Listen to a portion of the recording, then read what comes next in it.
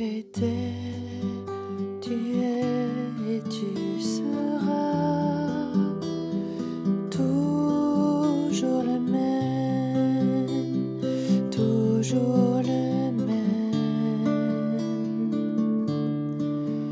Tu as fait, tu fais et tu feras tant de merveilles, tant de merveilles. En ton temps, tout s'accomplit.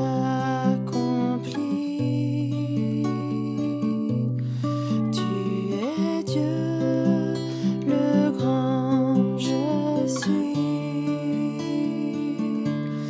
Tu nous ouvres grand les portes du ciel. Tu nous fais vivre ta présence, bien plus précieuse que les plus beaux diamants. Elle nous suffit à chaque instant. Elle nous suffit pleinement.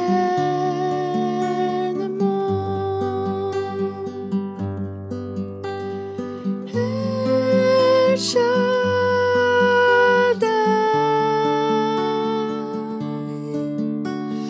Dieu tout-puissant.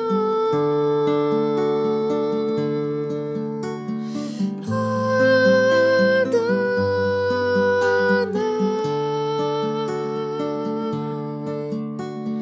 Dieu qui vit éternellement.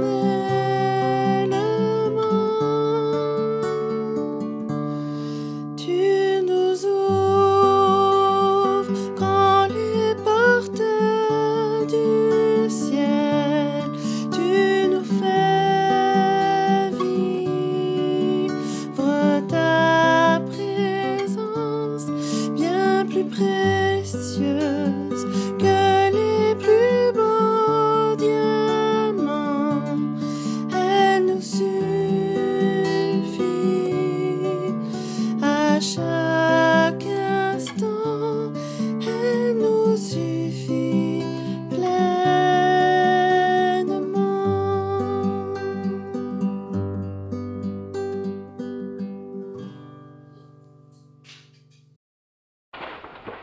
J'aimerais d'abord, en introduction à la prédication, nous rappeler que dans la tradition, on dit la tradition, c'est dans la parole de Dieu, dans l'Ancienne Alliance, l'Ancien Testament, pour le peuple hébreu, il y a une chronologie de 3 événements très importants qui sont la fête de Pâques, la fête des Azimes et la fête des prémices. 3 grandes fêtes que tout juif normalement constitué pratique et vit. Si on dissocie ces 3 fêtes les unes des autres, eh bien, on est un peu bancal. On ne peut pas simplement fêter Pâques et oublier la fête des prémices. Je parle toujours pour les juifs ici. Alors, Pâques, bien sûr, c'est pour les juifs, mais pour nous chrétiens aussi, c'est le souvenir de la mort de quelque chose. Et dans cette alliance, les juifs ne fêtent pas Christ, comme vous le savez, mais ils fêtent l'Éternel.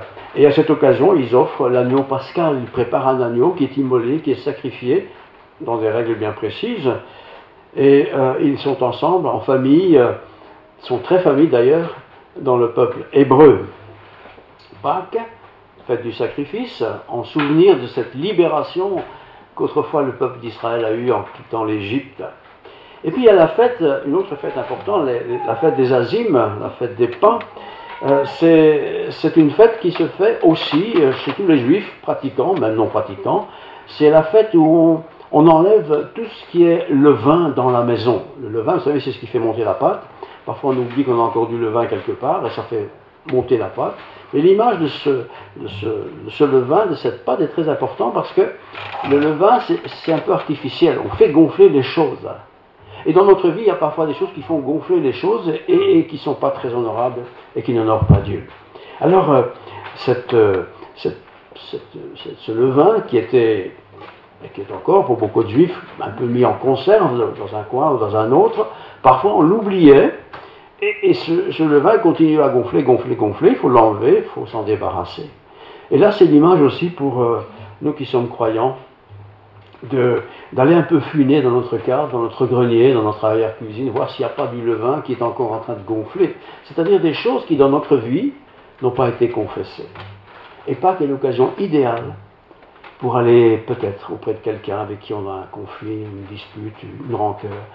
Sinon, c'est du levain, ça gonfle. Et il faut s'en débarrasser. C'est aussi ça un peu le sens de Pâques. Et puis à la fête des prémices, les prémices, comme le nom l'indique, c'est la fête qui précède dans la tradition juive. Ils ont cette fête des prémices par rapport à la fête de Pâques et la sortie d'Égypte. Mais aussi pour nous chrétiens, c'est important, dans cette semaine qui vient de se terminer, en fait, la semaine pré-Pâques, la fête des prémices, de se débarrasser, pas des choses qu'on a oubliées dans sa cave ou dans son grenier, mais de tous ces petits conflits qu'on peut avoir. Vous savez, on n'est pas vraiment rancunier, mais on est quand même fâché. On parle encore, mais pas trop. Enfin, on évite quoi. Il faut éviter ça. Il faut se débarrasser de ça. Pourquoi ? Pour que la fête de Pâques, ce soit vraiment un bon moment. Pour recommencer une bonne année. La nouvelle année, tout le monde connaît ça. Mais Pâques, c'est le moment idéal pour se débarrasser du levain. C'est ces vieilles choses, poubelle. Se débarrasser de tout ce qui dans nos vies, nous tiennent coincés, quoi. Vous savez, on se débarrasse de tout ça. Et on met le Seigneur en honneur. Et j'aimerais maintenant vous parler du Seigneur. Pâques, c'est bien sûr pas la fête des cloches. Ces traditions bizarres comme ça. C'est pas non plus la journée ou la fête du chocolat. Quoique, on en vend généreusement. Hein. Depuis des semaines, on nous bassine que tous ces bons chocolats, qui sont certainement très bons, mais attention, c'est pas ça Pâques. Pâques, c'est bien autre chose, bien mieux que cela. Tout ça, c'est un peu la déformation de ce qui est en fait très spirituel. J'ai rien contre le chocolat. Pâques, c'est la fête des prémices. C'est l'occasion rêvée de se remettre en ordre. On dit ça aussi à la nouvelle année, hein, mais Pâques, c'est un bon moment. C'est le printemps, la vie reprend, les couleurs reviennent.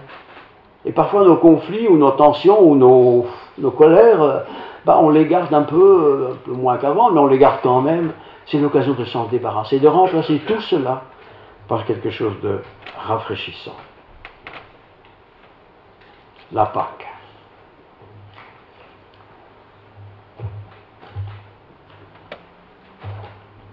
Il est évident que la Pâque, et la fête de Pâques en particulier, ce n'est pas la fête des bonbons. Ce n'est pas la fête des œufs en chocolat. Ce n'est pas la fête des cloches non plus. Ce n'est pas la fête non plus des bonbons et de toutes les friandises qu'on peut vendre et essayer de vendre à cette occasion-là. Parce que toutes ces choses-là détournent très souvent, trop souvent, le sens profond de Pâques. La fête de Pâques, dans l'Ancien Testament, c'est la fête de la libération. Le peuple hébreu avait été prisonnier 400 ans, ça fait beaucoup de générations, en Égypte. Et maintenant, ils vont pouvoir entrer dans la terre promise. Et pour ça, il fallait être libéré. Et ils ont fêté cette Pâque. C'était une ordonnance de Dieu. Vous fêterez cette Pâque chaque année pour vous souvenir de ce que j'ai fait pour vous. Alors Pâques, dans le fond, c'est cette fête qui nous rappelle, à nous qui sommes devenus chrétiens, on ne naît pas chrétien, on devient chrétien. On se rappelle qu'un jour, voilà, j'ai accepté le Christ dans ma vie. J'ai accepté le Christ pour qu'il devienne le maître dans ma vie. Et ce matin, des fois que vous ne l'auriez pas fait, je vous le dis, c'est aujourd'hui qu'il faut le faire. Alors, ce n'est pas devenir protestant ou devenir catholique, c'est devenir chrétien, comme Christ. C'est ça un chrétien, Christ. Je suis de Christ, je suis pour Christ. Les enfants chantaient Christ, c'est beau. Sans Christ, il n'y a pas de christianisme. Sans Christ, il n'y a pas de paix, il n'y a pas de sérénité, il n'y a pas d'espérance. Tout se termine avec la mort, mais après la mort, dit la Bible, vient le jugement, qu'on le croit ou qu'on ne le croit pas. Donc Pâques, c'est une belle fête, aussi longtemps qu'on n'a pas de rancune dans le cœur. On ne peut pas tout réparer. Mais on peut certainement prendre des décisions pour mettre de côté ce qui nous a peut-être tourmenté autrefois. Ce peut-être que j'ai fait que j'aurais jamais dû faire, mais je l'ai fait. Mais je demande pardon. Si j'ai demandé pardon, je ne vais pas le demander 15 fois, mais je demande pardon vraiment, en m'engageant, en essayant par la grâce de Dieu de ne plus faire ce genre de choses. Quelques versets, un peu d'exercice spirituel. Exode 12, 1, prenez pas, je vais vous le lire, c'est très court. L'Éternel dit à Moïse et à Aaron dans ce pays, ce mois-ci ce sera pour vous le premier mois, il sera pour vous le premier mois de l'année.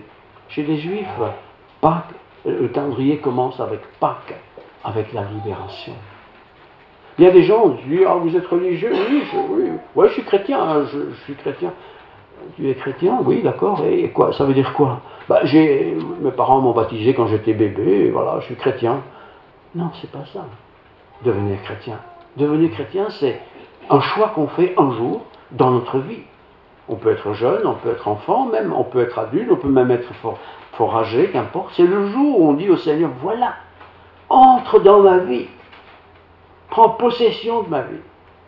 Et quand je dis ça, quelque part, on appelle ça avec un autre mot, la conversion, je me convertis à Christ. Je quitte tout ce que j'ai fait avant et je viens vers le Seigneur. Et le Seigneur vient faire son habitation en moi. Ça, c'est mon premier jour de vie chrétienne. C'est mon début avec le Seigneur. Quel beau souvenir de se rappeler de temps en temps de ce jour autrefois. Là, j'étais comme j'étais, mais tout ça s'est balayé.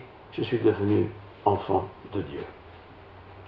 Alors, Exode 12, verset 1, verset 11, quand vous la mangerez, donc la Pâque, c'est adressé à tout le peuple, vous aurez à vos reins, vous aurez vos reins sains, donc on est prêt pour le voyage avec le Seigneur.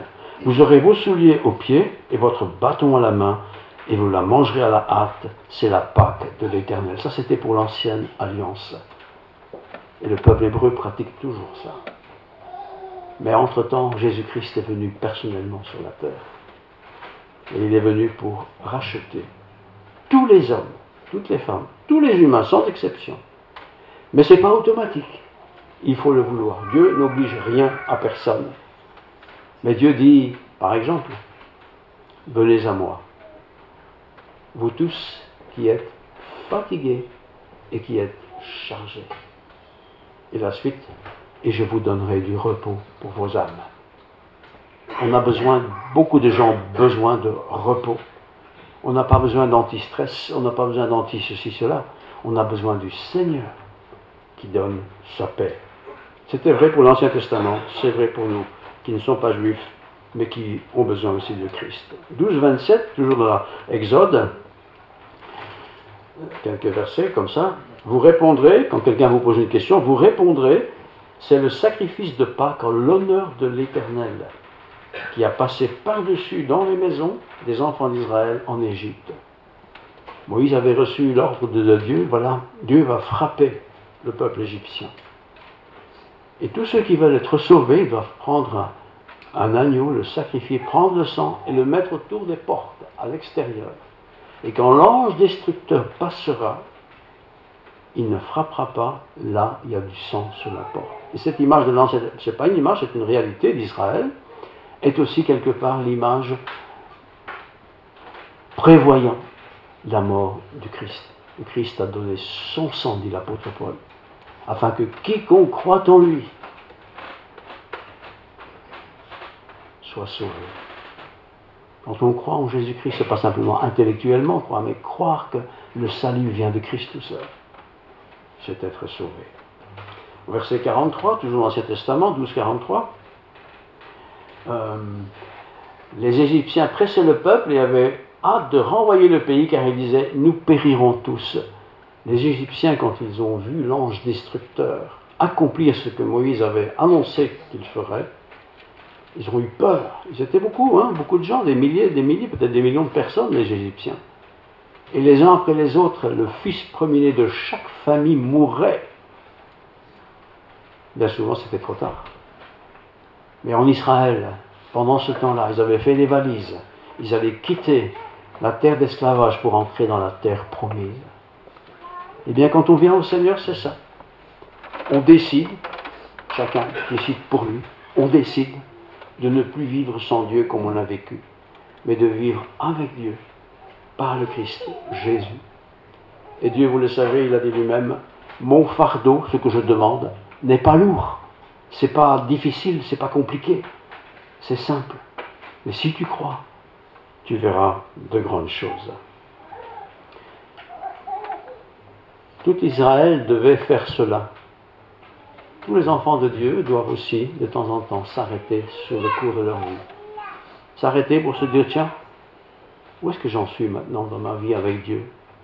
Oui, j'ai été baptisé autrefois. Oui, j'ai fait des camps de jeunes. Oui, j'ai fait des camps d'enfants. Oui, j'ai participé à la vie de l'église. Oui, j'ai fait... Et puis à un moment donné, il y a des choses qui s'estompent. On ne va plus à l'église. Toujours la même chose. Le pasteur devient vieux, il commence à radoter. Voilà. Oui, c'est vrai. Mais le message évangélique est toujours le même. Venez à moi, vous tous qui êtes fatigués, Matthieu, et je vous donnerai du repos pour vos âmes. Prenez mon joug sur vous, celui du Seigneur, et vous serez bénis. Pâques, c'est l'occasion idéale. C'est pas Noël, hein, c'est Pâques. Idéal pour réparer ce qui n'était pas trop réparable autrefois. L'apôtre Paul, 1 Corinthiens 15, je vous lis ce passage intégralement, tout simplement. 1 Corinthiens 15.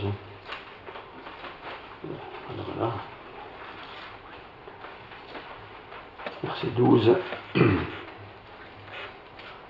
Or, si l'on prêche, prédication, si l'on prêche que Christ est ressuscité des morts, si on prêche là, nous prêchons ainsi, hein, pourquoi quelques-uns parmi vous disent-ils qu'il n'y a pas de résurrection des morts? Pourquoi il y a des prédicateurs au milieu de vous qui disent que Christ n'est pas ressuscité pour les morts? Pourquoi il y en a qui disent cela? S'il n'y a point de résurrection pour les morts qui ont accepté Christ, s'il n'y a pas de résurrection des morts, Christ non plus n'est pas ressuscité. Vous voyez, la joie du chrétien, frères et sœurs, qui a donné sa vie au Seigneur, c'est que même s'il meurt demain ou après-demain ou dans 20 ans, qu'importe, il ressuscitera pour être dans la présence de Dieu. Promesse de Dieu. Et un chrétien, né de nouveau, qui a accepté le Christ, sait cela. Il le sait intellectuellement parce que c'est écrit, mais il le ressent aussi parce que l'Esprit de Dieu habite en lui. Si Christ n'est pas ressuscité, si c'était une bonne blague, notre prédication serait vaine, ça ne sert à rien du tout. Et votre foi serait également vaine. Christ est ressuscité. C'est pourquoi dans les croix, disons dans le monde protestant, il n'y a pas de crucifix. Parce que Christ n'est plus mort, il est vivant au siècle des siècles. Il se trouve même, dit Paul, que nous sommes des menteurs, des faux témoins à l'égard de Dieu, puisque nous avons témoigné contre Dieu qu'il aurait ressuscité Christ. Tous ceux qui disent que Christ n'est pas ressuscité et qui se permettent de prêcher sont des menteurs. Je lis la suite. Donc, puisque nous avons témoigné contre Dieu qu'il a ressuscité Christ, tandis qu'il ne l'aurait pas ressuscité si les morts ne ressuscitent pas. La bonne nouvelle, c'est que toute personne, homme, femme, nos parents, grands-parents, ancêtres, qui ont cru en Christ, qui ont reçu le Christ, qui ont accepté le Christ, et qui sont morts physiquement, ressusciteront au grand jour de la résurrection. Et nous aussi, si nous avons reçu le Christ aujourd'hui, par exemple ce jour, et que nous mourrons demain, nous ressusciterons au jour de la résurrection. Et il y a un jour de la résurrection. Car si les morts ne ressuscitent point, et ici Paul fait attention aux morts il y a longtemps peut-être, si les morts ne ressuscitent pas, Christ non plus n'est pas ressuscité. Mais Christ est ressuscité. Nous fêtons Pâques. Et si Christ n'est pas ressuscité, votre foi est vaine, ça ne sert à rien. Vous êtes encore dans vos péchés. Et par conséquent, aussi ceux qui sont morts en Christ sont perdus. Tous ceux qui auraient sacrifié leur vie au nom du Christ, tout ça serait perdu. Mais Christ est ressuscité. Si c'est dans cette vie seulement que nous espérons en Christ, hein, une petite religion, eh bien nous sommes les plus malheureux de tous les hommes. Mais notre espérance n'est pas dans les bienfaits de la religion. Notre espérance est dans le bonheur de savoir qu'après ce temps sur terre, qu'il soit long, qu'il soit court, je ressusciterai un jour avec tous mes frères, tous mes sœurs du monde entier, pour entrer pour toujours dans la présence du Seigneur. C'est ça, Pâques. On se rappelle de cet événement glorieux. On fête beaucoup Noël, tout le monde sait ça. C'est chouette Noël, mais c'est le petit bébé. Mais le petit bébé a grandi.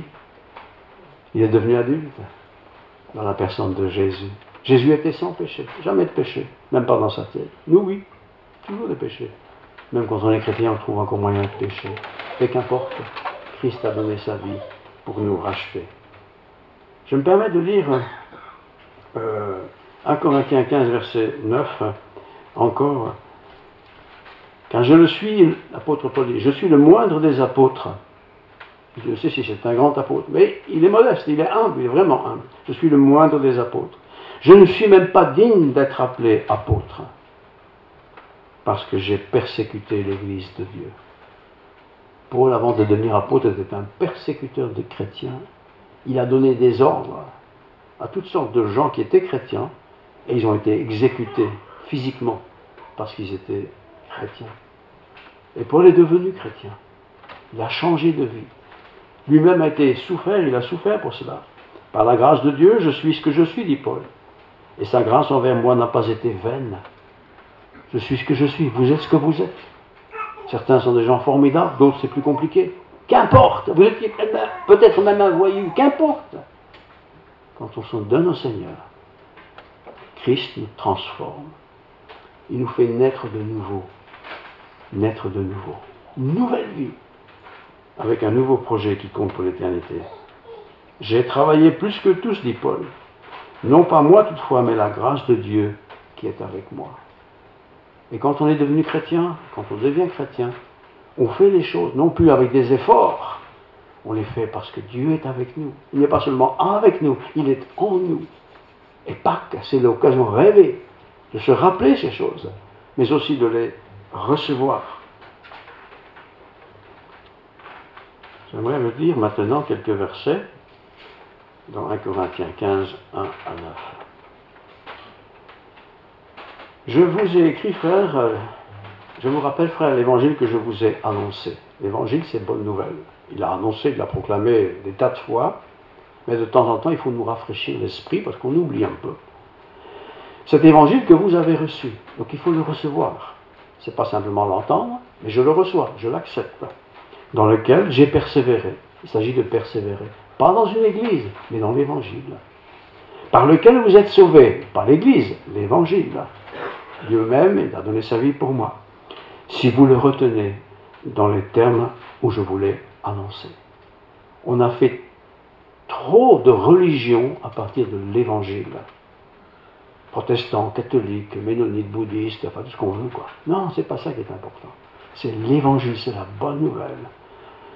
Je vous ai enseigné avant tout, parole que nous lisons souvent quand on fait la Sainte Seine, je vous ai enseigné avant tout, comme je l'avais aussi reçu, que Christ est mort pour nos péchés. Nos péchés de tout le monde, mais les miens aussi. Ceux que j'ai faits, que nous avons fait, que nous faisons encore. Dieu est mort pour nos péchés. Il a été enseveli, il est ressuscité, et le troisième jour, selon les Écritures. Et pour authentifier cette résurrection, il est apparu à Céphas, c'est Pierre, puis aux 12. Ensuite, il est apparu à plus de 500 frères à la fois, que le voir, le toucher, dont la plupart sont encore vivants à l'époque où Paul écrit, et dont quelques-uns sont morts. Ensuite, il est apparu à Jacques, puis aux apôtres. Après eux tous, il m'est aussi apparu à moi, l'avorton, c'est Paul Saint. Et puis, il m'est aussi apparu à moi. Je n'ai pas vu le Christ, mais au travers de sa parole, j'ai reçu le Christ. Et j'aime le dire parce que c'est vrai, c'est l'occasion. Mon papa prenait la moitié du samedi, tous les samedis, quand j'étais petit, à partir de mes 3 ans, il prenait ce temps-là pour me parler de l'amour de Jésus-Christ. Il me racontait des histoires, je ne savais pas lire évidemment. Et puis en racontant, il m'invitait à recevoir Christ. C'était facile quand on est petit, on est un peu naïf, dit-on. Mais il a commencé très petit. Ça m'a permis d'éviter de faire beaucoup de bêtises. Je n'étais pas parfait. Et puis j'ai reçu le Christ. Et ce Christ en moi a pris sa place. Et depuis lors, je l'aime, je suis bien, je suis heureux. J'ai appris à connaître le Christ. Je le partage, je vous le dis. Venez à moi, à Christ, vous tous qui êtes fatigués. On n'est pas venu à une religion. Venez à moi, vous tous qui êtes fatigués et chargés, et je vous donnerai du repos pour vos âmes. Les âmes, c'est notre être intérieur d'humain. Je vous donnerai du repos. On cherche par tous les moyens d'avoir du repos. On a besoin de déstressants. Tout ça est vendu bien cher. Mais ça ne change pas mon état d'homme et de femme. Prisonnier du péché. Alors Pâques, c'est le moment idéal pour recevoir le Christ. Avec vos mots, avec vos pensées, avec votre sensibilité.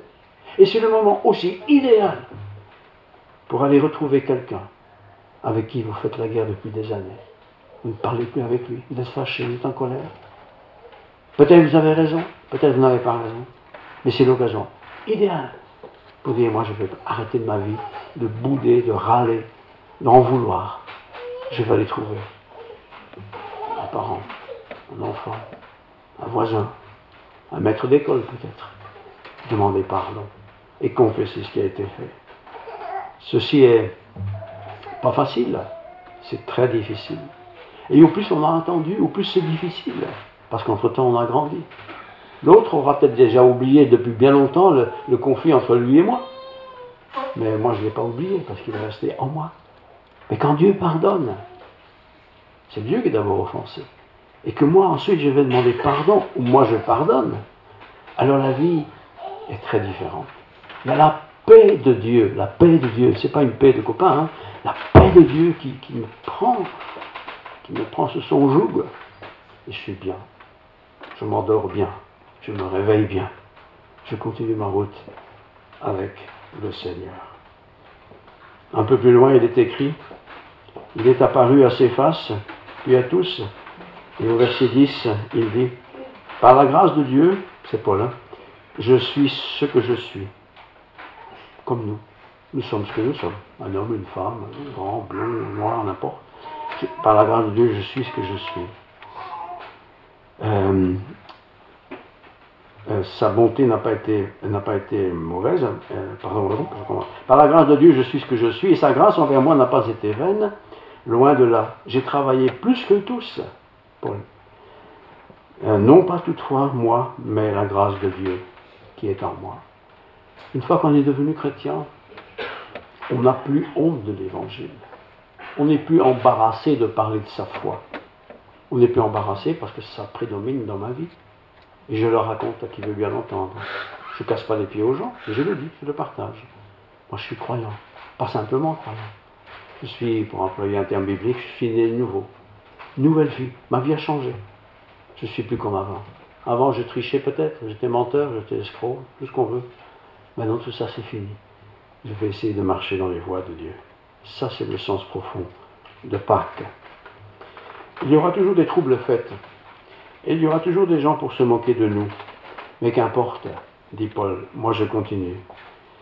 Si Christ n'est pas ressuscité, ma prédication est donc vaine.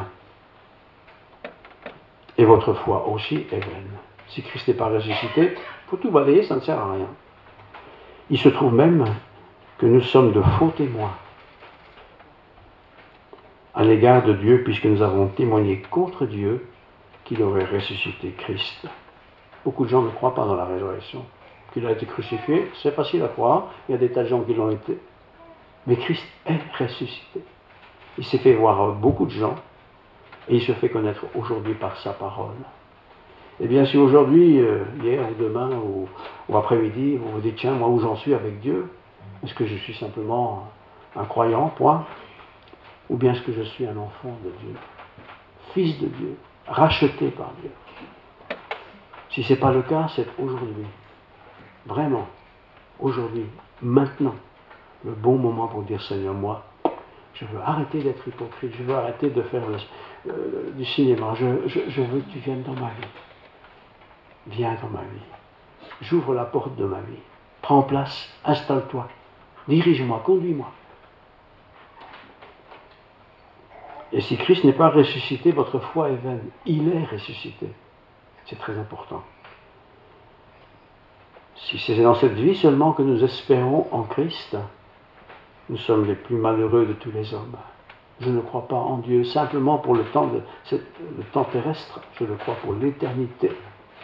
Devenir chrétien, c'est savoir qu'après la mort, l'instant d'après, quand j'arrête de respirer, que mon âme sort de moi, je suis tout de suite dans la présence de Dieu, pour toujours. Et s'il devait revenir aujourd'hui, parce qu'il reviendra un jour, alors qu'on est tous assis ici, eh bien, il y aura peut-être des déçus. Certains vont rester là tout seuls. Est-ce qu'ils sont passés, tous ces gens-là? Peut-être de ceux qui sont partis, c'est pas possible, hein, on ne se souviendra pas de ceux qui restent, mais j'illustre. De ceux qui sont partis, il dit, hey, mon fils n'est pas venu. Pourtant, je lui ai parlé si souvent, pourquoi il n'a pas reçu le Christ? Enfin, trop tard, il n'y a pas de rachat possible. Et je termine en disant que aujourd'hui, c'est le jour favorable pour recevoir le Christ. Permettez-moi encore une seconde de lire un passage du livre de Ézéchiel, Ancien Testament. Ézéchiel, chapitre 37, 1 à 10. La main de l'Éternel fut sur moi, et l'Éternel me transporta en esprit, et me déposa dans le milieu d'une vallée remplie d'ossements.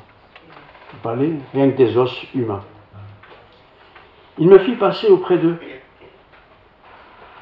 Et voici, ils étaient fort nombreux. Beaucoup de gens dans cette vallée.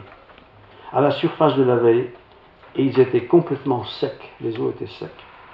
Il me dit, fils de l'homme, donc il s'adresse au prophète, fils de l'homme, ces eaux-là, pourraient-ils revivre? Je répondis, Seigneur, toi tu le sais.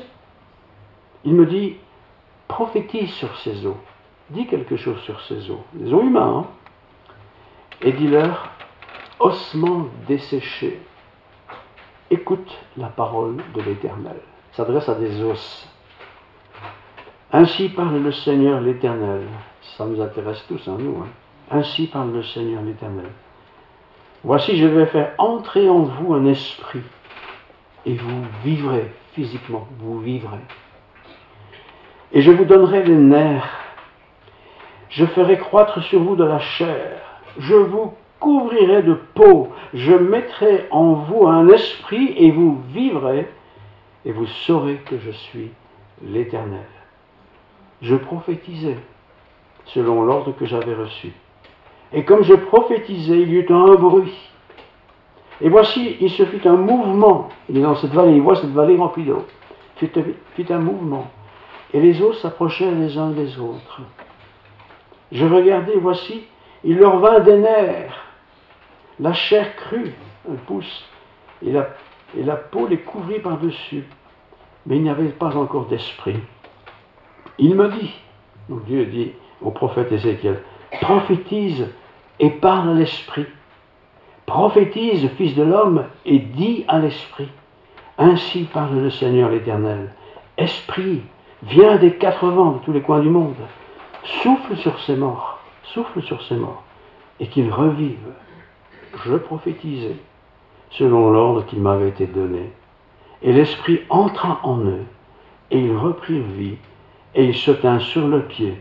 C'était une armée nombreuse, très nombreuse. Il me dit, fils de l'homme, ces eaux, c'est toute la maison d'Israël. Voici, ils disent, nos eaux sont desséchées, notre espérance est détruite, nous sommes perdus. Beaucoup de gens se disent cela. Prophétise donc, et dis-leur, à moi, ainsi parle le Seigneur l'Éternel. Voici, j'ouvrirai vos sépulcres. Il y a un grand cimetière ici à côté. J'ouvrirai vos sépulcres. Et je vous ferai sortir de ces sépulcres. Ô mon peuple, et je vous ramènerai dans le pays d'Israël. C'est pour Israël, la nation, mais c'est aussi pour les rachetés que nous sommes. Et vous saurez que je suis l'Éternel lorsque j'ouvrirai vos sépulcres et que je vous ferai sortir de vos sépulcres, ô mon peuple. Je mettrai mon esprit en vous et vous vivrez. Je vous rétablirai dans votre pays et vous saurez que moi, l'Éternel, j'ai parlé et agi, dit l'Éternel. Ces choses-là vont se réaliser vraiment. On se dit, mais c'est pas possible, ça. C'est du rêve, ça. C'est du discours. Mais pour Dieu, rien n'est impossible. Israël, qui est loin de Dieu aujourd'hui, va retrouver pour tous ceux qui ont cru. Israël, c'est le peuple de Dieu, mais aussi ceux qui ont cru. Ils vont ressusciter. Mais aussi tous ceux qui sont chrétiens, qui ont reçu le Christ de leur vivant. et qui sont morts, ensevelis, brûlés, carbonisés, tout ce qu'on veut, ils vont ressusciter par la puissance de Dieu. Ce sera quelque chose d'extraordinaire. Alors en attendant cette grande résurrection physique, on n'est pas dans l'inconnu, on n'est pas dans le noir, on n'est pas dans l'insensibilité, non, on est dans la présence de Dieu, les uns avec les autres. Pâques, c'est aussi l'occasion de se rappeler que Christ a été mort, qu'il a été crucifié, qu'il est mort, qu'il a été enseveli et qu'il est ressuscité. C'était difficile aux apôtres de croire cela, jusqu'au jour où la pierre a été roulée. Et ils ont vu que ce tombeau était vide, il n'y avait plus de corps. Il y avait les bandelettes avec la forme du corps, ils étaient là, mais il n'y avait plus de corps dedans. C'était incroyable ça, c'était extraordinaire de voir ça. Et puis Christ est apparu à ses disciples, et il a poursuivi encore un temps son ministère sur cette terre, pour rassurer tous ceux qui avaient mis leur confiance en lui. Aujourd'hui, nous avons la parole de Dieu, nous avons toute la Bible, tout ce qu'il faut pour être rassurés. Soyez rassurés que la fête de Pâques, ce n'est pas simplement une fête comme ça, passée, terminée, c'est une fête qui est les prémices, une grande fête de la résurrection pour tous les rachetés.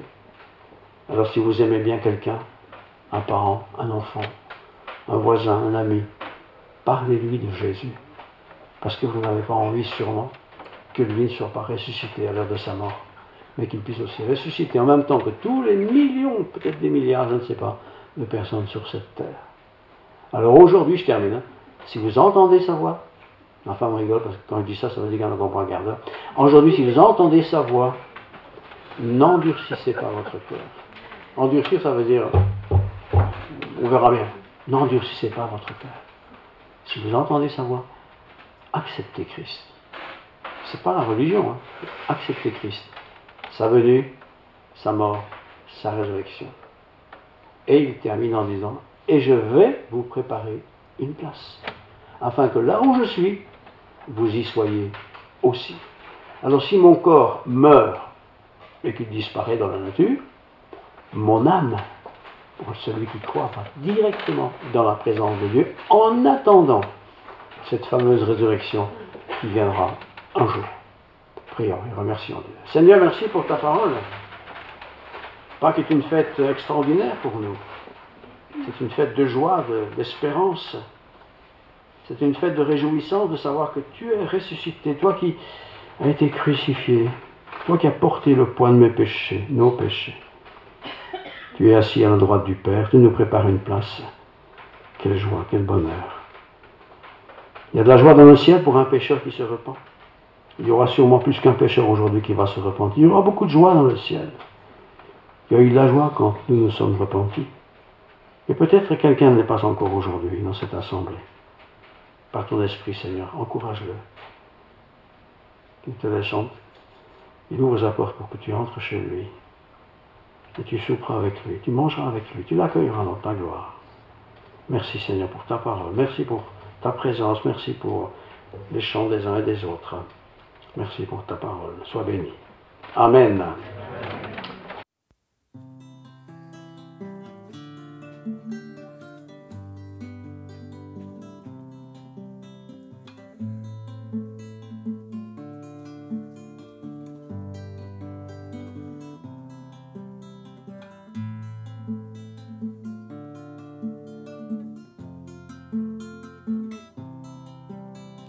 Qui donc dans le ciel est semblable à toi, qui est puissant comme toi, éternellement roi, qui est puissant comme toi, éternellement roi.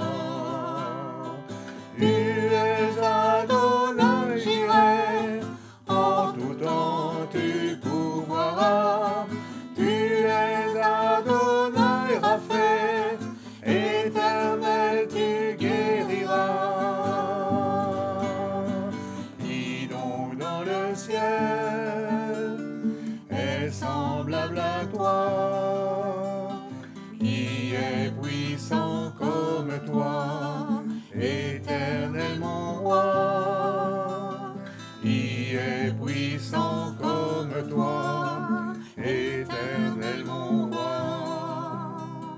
Tu es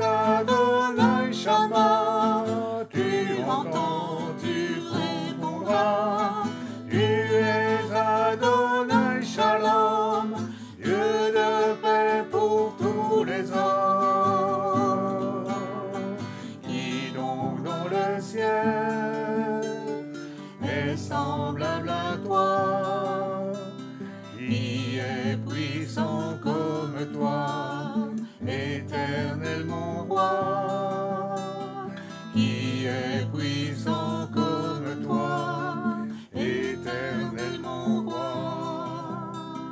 El Shaddai, Dieu tout-puissant, tu protèges et tu nourris. El Olam, Dieu éternel, El Raï, tu es vivant. Qui donc dans le ciel est semblable à toi, qui est puissant comme toi, éternel mon roi, qui est puissant comme toi.